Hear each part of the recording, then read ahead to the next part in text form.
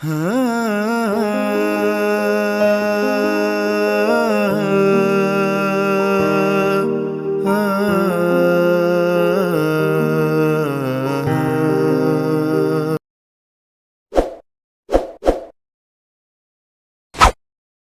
cucu ibu itu mohon sekali dekatkan dengan sholat dan Quran. Itu pondasi yang paling kuat. Setelah itu banyak nanti caranya. Ada dengan orang tua.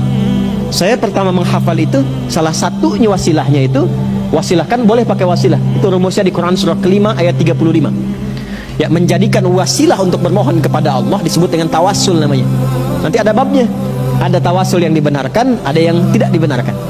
Ada bab dalilnya Quran surah 5 Al-Maidah ayat ke-35. Ya. Ya ayyuhalladzina amanu taqullaha wabtaghu ilaihil wasilah. Hai orang-orang beriman, tingkatkan takwamu kepada Allah dan carilah wasilah dengan takwa itu untuk mewujudkan keinginanmu. Nah, maka diantara cara waktu saya menghafal pertama itu, sebetulnya bukan niat menghafal Pak, Ibu. Pulang ke rumah, ayah meninggal. Jadi saya itu berangkat ke pesantren. Berangkatnya itu memeluk ayah saya yang sakit, sudah komplikasi. Saya diajak ke Serang, ke rumah sakit umum oleh ibu saya untuk menemui ayah saya. Dan ayah saya tiba-tiba memeluk minta maaf karena nggak bisa mengantar.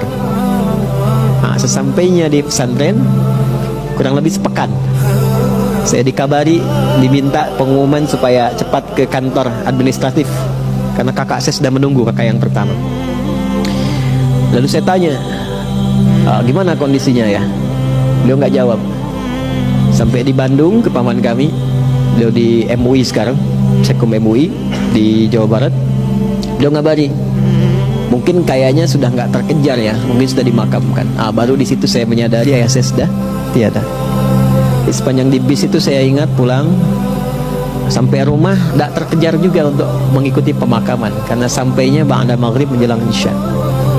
Saya sholat, lalu saya lihat ibu saya di ruang tengah, saya peluk, saya temani tidur, dan itu saya melihat kemudian terakhir ayah saya dalam mimpi pakai kemeja, cuma ngasih isyarat melambaikan tangan dan senyum.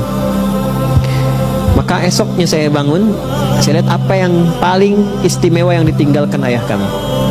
Ya, ayah saya tidak meninggalkan harta benda yang kebanyakan orang harapkan ya. Ya mungkin ya ada yang pengen uang, pengen pakaian, pengen itu, tidak. Ayah saya meninggalkan Al-Quran dan kitab-kitab. Dan tanpa saya sadari sebelum saya masuk pesantren itu memang ayah saya mendidik secara langsung, bukan disuruh ngaji kitab. Dan saya baru tahu bahwa kitab yang ditinggalkan itu dan saya pelajari di pesantren itulah kebiasaan yang sering dididikkan kepada saya, salah satunya. Maka saya ambil mushaf warna biru, masih ingat saya Umar Bakri itu. Saya duduk di ruang tengah, saya menghadap ke kiblat. Lalu saya katakan, ya Allah, saya tak mampu lagi untuk membahagiakan ayah saya dalam hidupnya. Maka berikan saya kesempatan untuk mengalirkan pahala dalam wafatnya, dan berikan kesempatan membahagiakan ibu dalam hidupnya. Maka saya baca Quran itu sampai saya nggak bisa berhenti. Saya baca sampai baru berhenti itu di 40 ayat Al-Baqarah.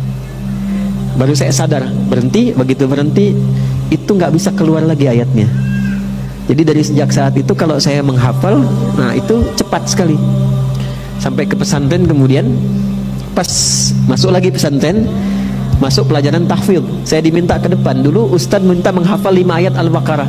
Itu begitu saya maju, nah lisan saya membacakan itu nggak bisa berhenti, terus sampai Ustadznya berkata cukup, katanya. Udah, sekarang kamu ganti tempat duduk Ustadz permisi. Jadi saya memberikan nilai, datang teman-teman datang, saya nilai. Nah itu salah satu sejarahnya. Nah, itu saya belum banyak berbagi ini ya. Salah satu kenapa Allah mudahkan untuk menghafal Quran terutama itu karena kecintaan pada orang tua, salah satunya. Alhamdulillah itu, makanya jangan pernah ya berbuat yang tidak baik pada orang tua. Kalau masih hidup sayangi ya, berbakti sebaik-baiknya. Jangan lihat apakah tua mudanya, sebaik-baiknya berbakti. Jangan pernah melukai hati kedua orang tua ya, berkhidmat karena nanti berkahnya akan diberikan dalam kehidupan kita. Nah yang paling menarik setelah itu, alhamdulillah ujian. Tiba-tiba saya dipanggil oleh guru olahraga namanya Pak Gumbira, semoga Allah muliakan beliau karena beliau gembira terus.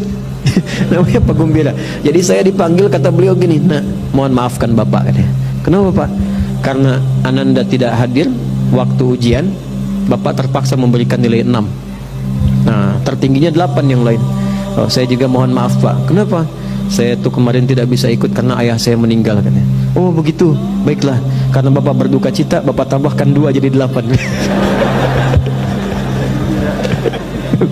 Nah, jadi ternyata berbuat baik pada orang tua itu tetap selalu memberikan keberkahan, tidak ada yang kurang. Ya, jadi bahagiakanlah itu ya.